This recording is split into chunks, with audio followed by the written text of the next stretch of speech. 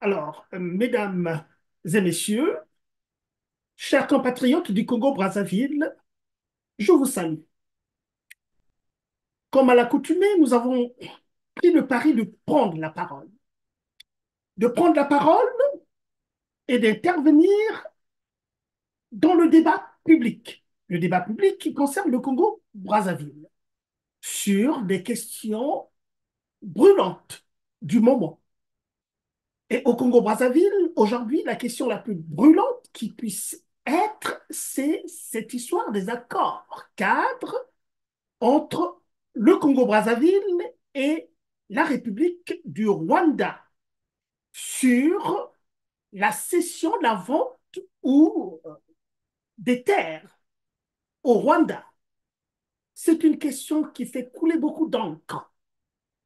Et je me permets de prendre la parole là, maintenant, après avoir suivi, il n'y a pas longtemps, il est 22h11, ici au Québec, là où j'habite, et je venais de suivre l'intégralité, n'est-ce pas, d'une émission je pense que le journaliste s'appelle Arsène Séverin, qui a entretenu Monsieur Mungala Thierry, qui est le ministre de l'Information et en charge des médias, qui s'exprimait ainsi, n'est-ce pas, sur cette question qui prend une certaine ampleur, dont lui, il considère comme étant une psychose qui serait irraisonnée à le comprendre, au fond, dans la façon dont il a poussé, n'est-ce pas, son argumentaire.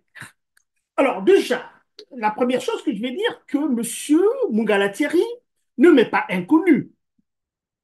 Nous avons par le passé, parce qu'il faut dire maintenant ces choses-là, hein, il faut avoir un débat, un échange direct avec les acteurs politiques du Congo-Brazzaville que nous critiquons et que nous combattons, et donc nous avons suffisamment de la ressource pour démontrer que la politique qui est menée au Congo-Brazzaville, c'est une politique qui n'est pas bonne. Ce n'est pas une bonne politique parce que les conséquences de cette politique depuis 1997 jusqu'à maintenant en 2024, ça fait 27 ans. Et on ne peut pas comprendre qu'un régime qui s'est installé par la façon dont on le sait, c'est-à-dire avoir tous les rênes du pouvoir, le pouvoir et tout le pouvoir pour eux, sans qu'une personne se soit levée un bon matin pour vouloir faire un coup d'État ou que sais-je encore, mais le pays a entretenu, n'est-ce pas, un climat de guerre. Mais avec qui est-ce que ce régime fait la guerre au Congo-Brazzaville jusqu'à acheter comme jamais auparavant des armes de guerre extraordinaires sans avoir un ennemi extérieur en face? Le pays a engrangé beaucoup, beaucoup, beaucoup d'argent comme jamais auparavant et on ne comprend pas pourquoi est-ce que le pays, avec 6 millions d'habitants, 5 millions d'habitants seulement, le pays est dans cet état. L'insécurité atteint des dimensions incommensurables et on le voit tous les jours, surtout les jeunes sont devenus une cible incroyable.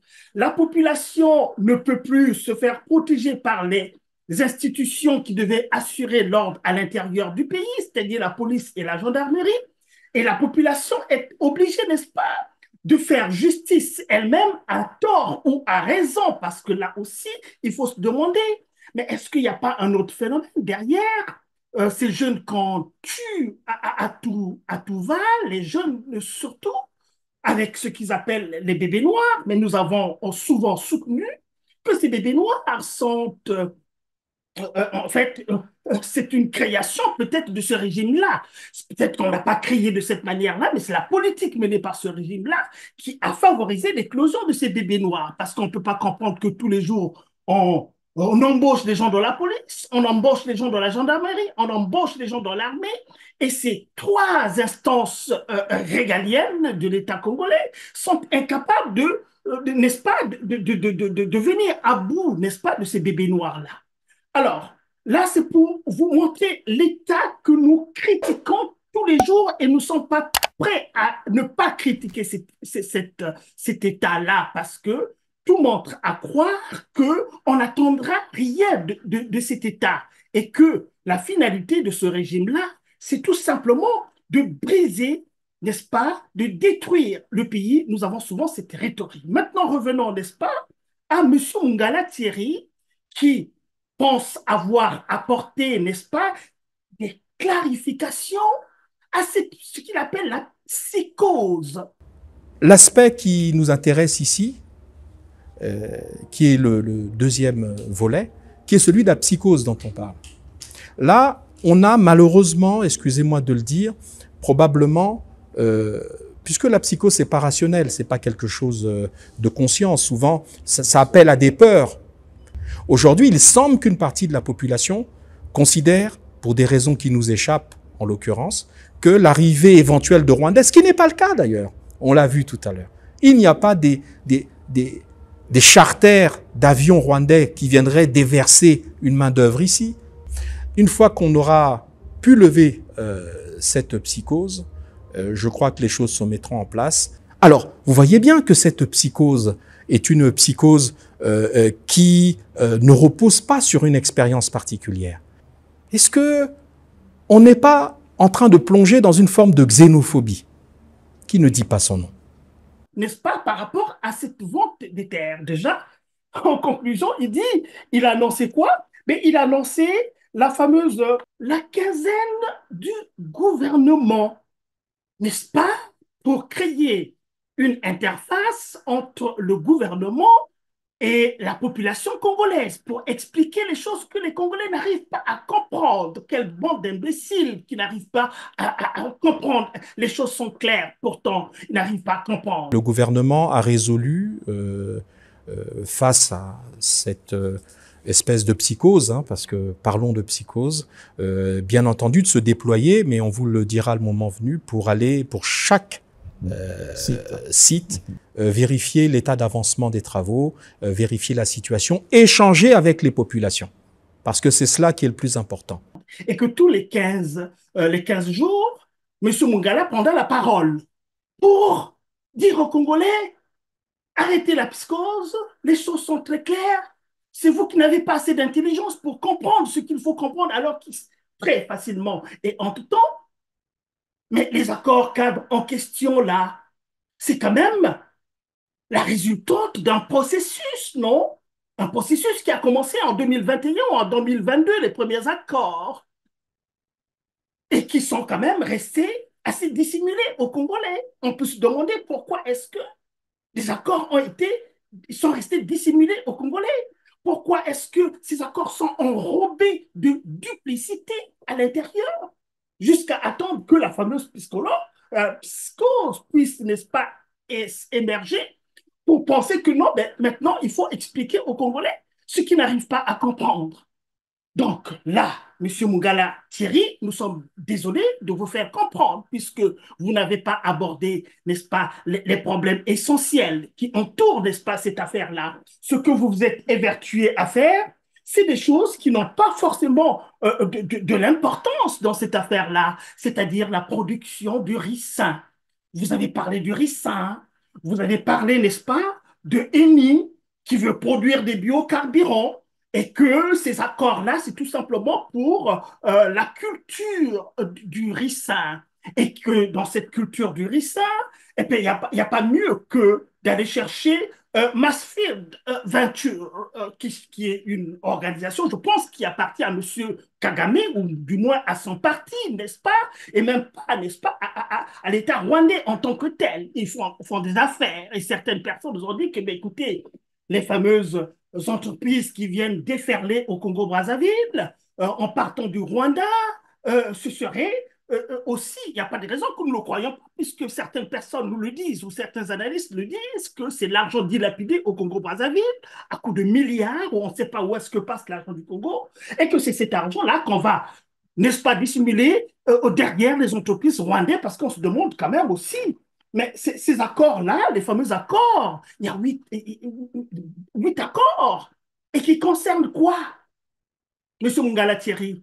Mais qui concernent beaucoup de domaines quand même aussi de la vie économique du Congo. C'est-à-dire, on nous a parlé de l'agriculture, on nous parle des infrastructures, on nous parle du commerce, on nous parle de l'exploitation des mines, on nous parle de l'industrie, on nous parle des mines et de la géologie. Et tous ces domaines-là seraient, n'est-ce pas, brassés, enserrés par ces accords avec le Rwanda.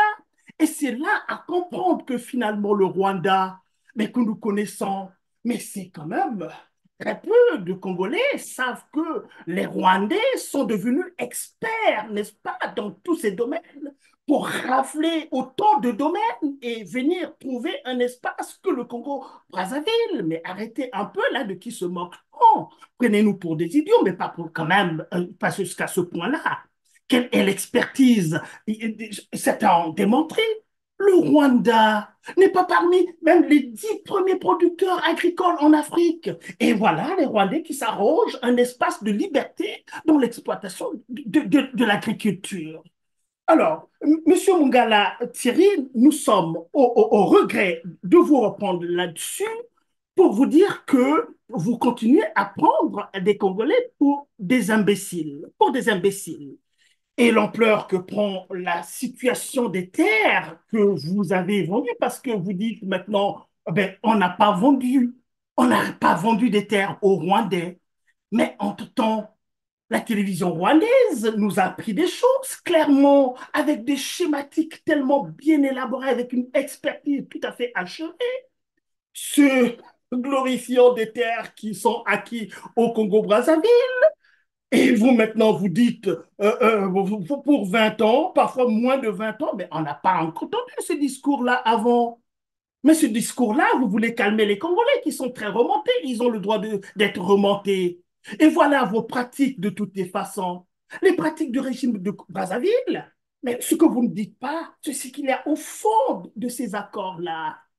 Le processus dont je vous ai parlé commence en 2021 ou 22 s'achève avec les fameux accords cadres maintenant. Mais attendez, vous voulez nous prendre pour des imbéciles encore une fois de plus pour ne pas comprendre qu'au fond, ce dont vous ne parlez pas, ce sont les enjeux centraux par rapport à cette démarche et l'élection, le choix du Rwanda comme bras séculier dans ces affaires-là. Mais ce que vous ne dites pas, Monsieur Mungala Thierry, et vous ne le direz jamais de toutes les façons, puisque, ben, écoutez, vous me prenez toujours pour des imbéciles qui ne comprennent rien à rien, mais il nous arrive aussi d'avoir appris à l'ABC. Vous savez très bien que nous avons fait des grandes études également.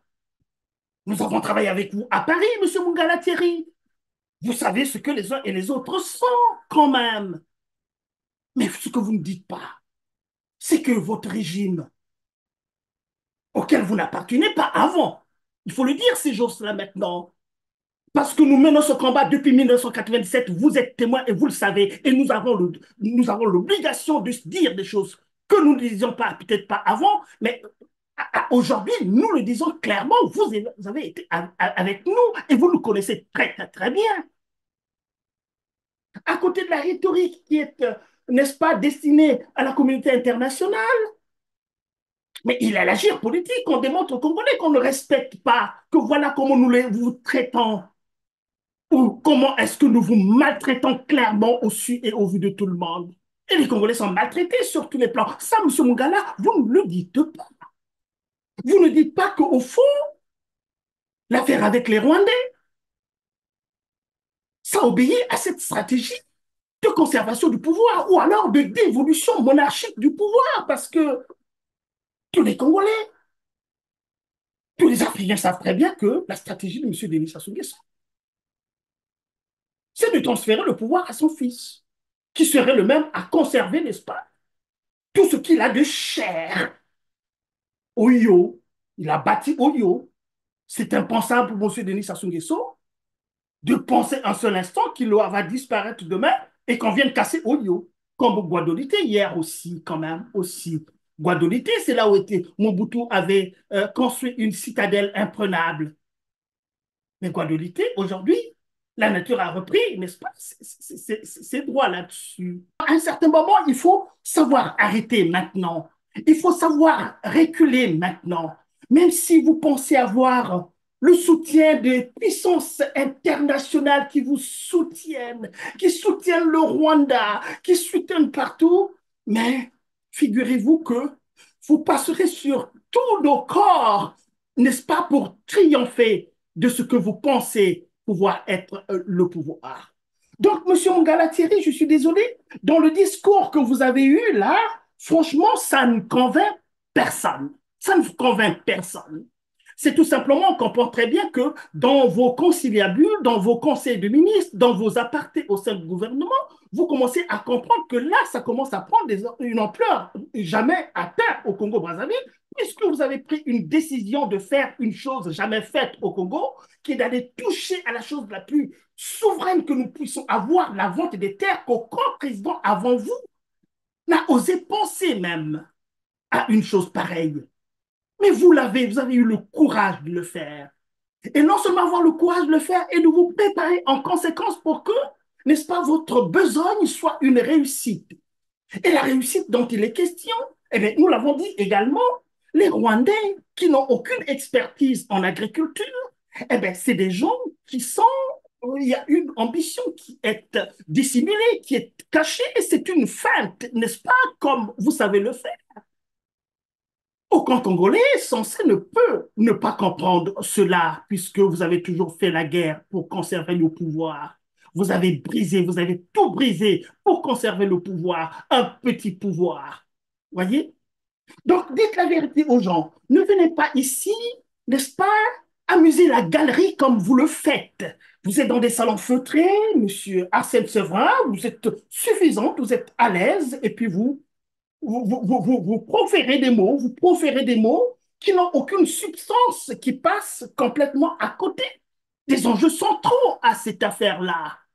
Et maintenant que vous avez mis l'Église dans votre égyptière, mais l'Église aussi a compris aussi que les ouailles de l'Église aussi ont compris quelque chose.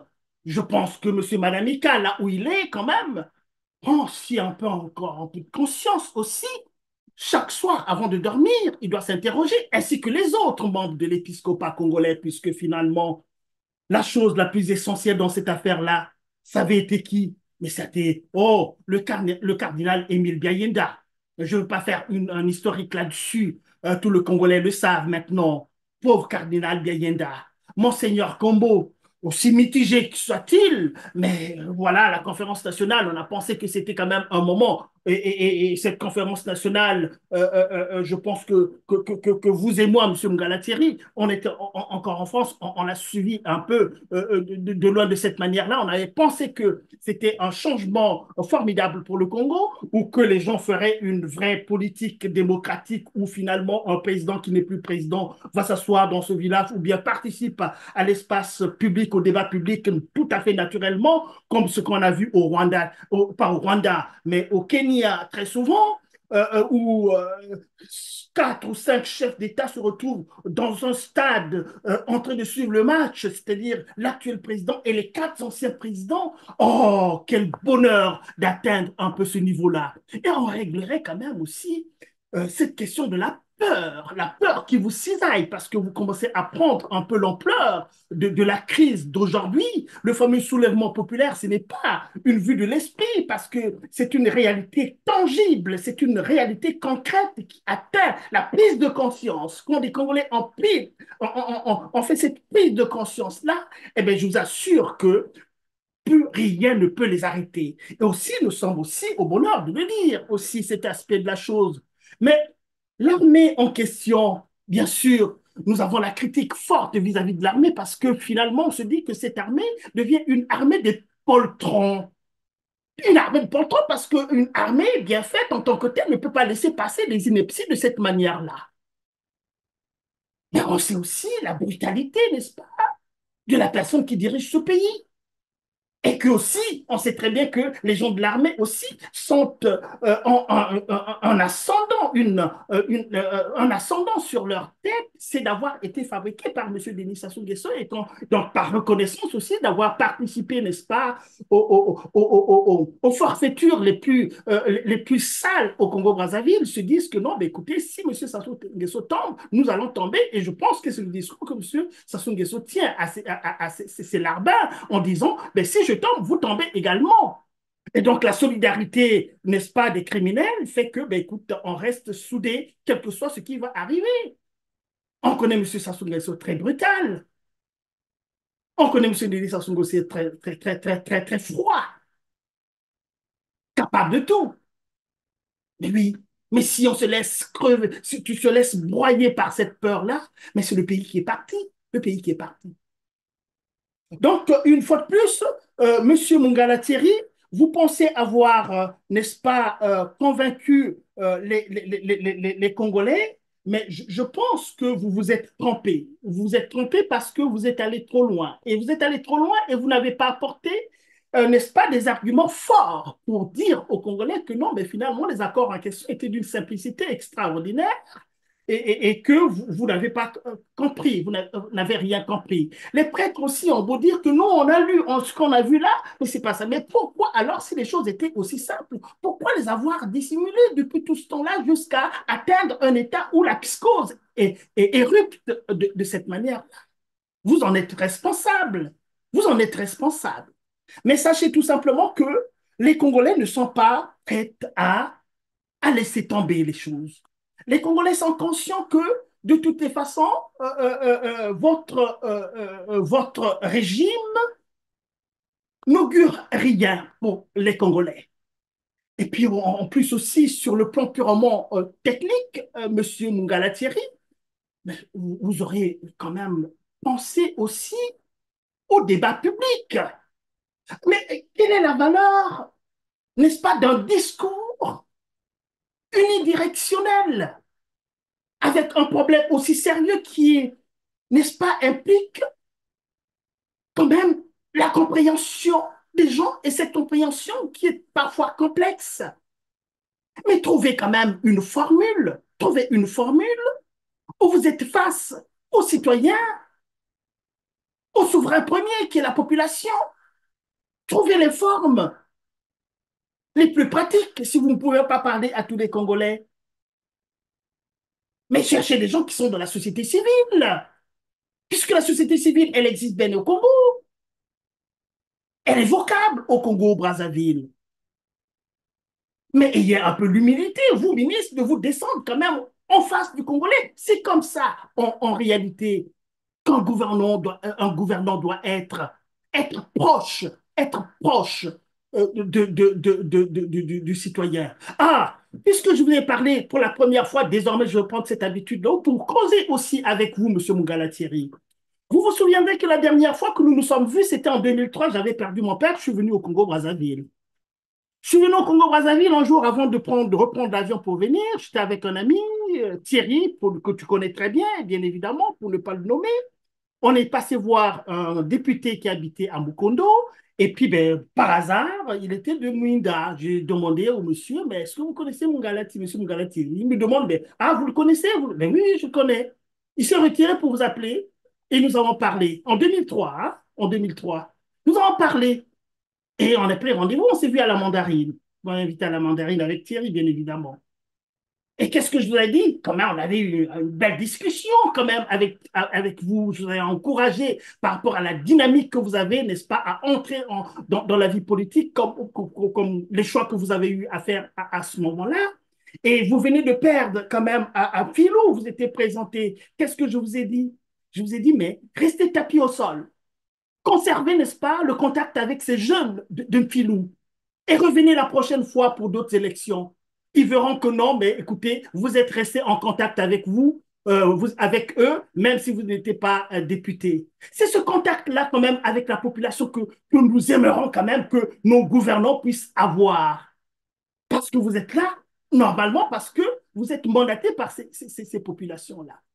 Donc, pour revenir un peu à la formule, n'est-ce pas, de l'échange avec les Congolais pour bien se faire comprendre, mais inviter aussi les gens de l'opposition congolaise, même si nous pensons qu'il n'y a pas une opposition. Évidemment, vous savez très bien, vous êtes dans les sphères du pouvoir, vous êtes dans la combine, vous savez très bien que l'opposition qui est là n'est pas une vraie opposition, là. C'est une opposition choisie par le régime. Depuis quand on a vu dans un pays les gens au pouvoir choisir leur opposition? Donc, on ne croit pas. Mais prenez le courage de parler avec les gens comme M. Mirassa qui parlent, qui prennent la parole, qui semblent ne pas être aussi dans cette opposition choisie-là. Parlez avec ces gens-là si vous voulez que les Congolais vous suivent, vous comprennent très bien. Créez des espaces d'échange, de discussion, de débat en tant que tel. Mais n'ayez pas cette posture des flèches lancées dans la même direction, tout simplement comme si vous étiez là en train d'instruire, n'est-ce pas, des gens qui sont tellement idiots qu'ils ne comprennent rien à rien. Ayez l'interaction pour qu'on vous pose aussi à vous des questions. La situation du pays nous interpelle parce que, avant de disparaître aussi, parce que nous sommes en voie de disparaître aussi, mais à défaut d'être dans les rênes du pouvoir et démontrer aux Congolais ce dont nous sommes capables de faire. Nous sommes capables de faire une vraie politique. Nous sommes capables de gouverner correctement un petit pays comme le Congo-Brazzaville avec les moyens, parce que là où nous sommes, évidemment, on nous donne aussi des espaces de liberté pour nous essayer à la politique de voir comment est-ce que les autres font et de voir que les autres font beaucoup de choses avec très peu. À fort raison pour le Congo-Brazzaville. Voilà, donc ce que je voulais dire un peu pour ne pas laisser passer un peu cette sortie, n'est-ce pas, d'un ministre et pas des moindres du régime en place au Congo-Brazzaville sur une question qui est éminemment importante pour les Congolais et pour lesquels nous ne sommes pas prêts à vous laisser l'espace libre. Maintenant, si, bon, quelque part aussi la fameuse peur, si vous voulez nous buter là où nous sommes aussi, mais allez-y, personne ne vous l'interdit de toutes les façons. OK? Allez, merci beaucoup et à la prochaine sortie, puisque vous avez pris les quinzaines du gouvernement, nous prendrons également les quinzaines de la diaspora pour réagir coup sur tout ce que vous direz. Et pour cela, puisque les médias sociaux sont là, comptez avec nous, que nous vous confronterons à la fin, évidemment. Merci beaucoup, Monsieur le ministre, et à la prochaine. Merci nos compatriotes congolais de nous avoir écoutés et soutenez-nous aussi parce que nous sommes du même côté. Nous sommes du même côté. Hein? Si on arrive au fait que les Congolais sont maltraités, eh bien, nous sommes tous maltraités par un gouvernement qui ne pense que à lui, tout simplement. Parce que les milliards qui sont dilapidés, les 14 000 milliards qui ont disparu et beaucoup d'autres affaires, on ne sait pas où est-ce que tout l'argent du Congo passe. C'est eux qui le savent, puisque c'est eux qui prennent cet argent-là. Eh bien, voilà, je pense qu'il arrivera un moment où il faudra rendre des comptes aux Congolais. Ce qu'on appelle évidemment la reddition des comptes. Chez les autres, ils appellent ça la reddition des comptes. Quand on t'a donné la responsabilité de gérer un domaine, de gérer quelque chose, mais à la fin de la gestion, il faut rendre des comptes à partir d'une évaluation de ce que vous aurez fait avec l'argent que le citoyen premier vous aura donné. Voilà, merci et à la prochaine.